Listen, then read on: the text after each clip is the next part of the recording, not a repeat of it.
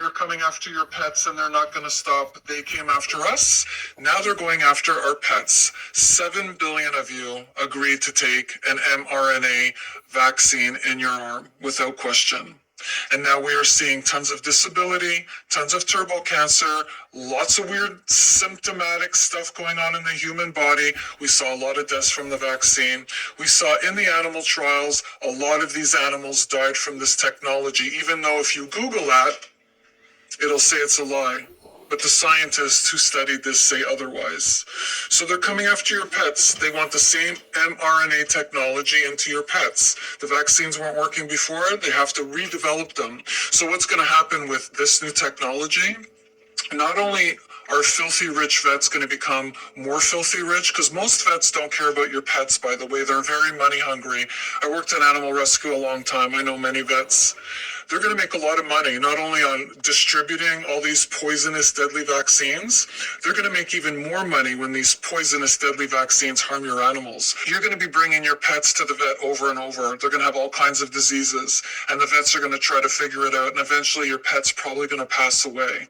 I mean, they've even convinced you guys that your animals get the flu. They convinced you that your animals need a flu vaccine. Your animals don't get the flu. Your animals are toxic. It's the environment, it's the food we feed animals, the food we feed ourselves. When you look at what they're putting in animal food, and I promise you the veterinarian food is probably just as toxic as the grocery store food.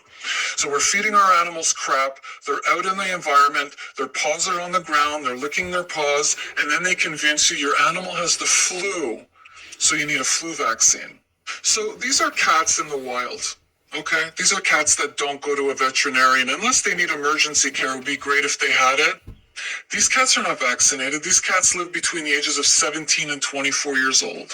Your house cat now lives between the age of 13 and 14 years old, loaded with disease. All the animals I had, and I've done cat rescue a long time, all the animals I had, I found on my own that I never got vaccinated. My oldest cat lived till 25, never sick. All the cats that came to me from a rescue, loaded with vaccines, were always sick and all died at the age of 13, 14, 15 years old. And God love all the rescue groups because their hearts are in the right place. They do so many amazing things for animals, but they're vaccine junkies. They're vaccine junkies. They love to microchip. They'll give an animal every single vaccine that the veterinarian tells them to.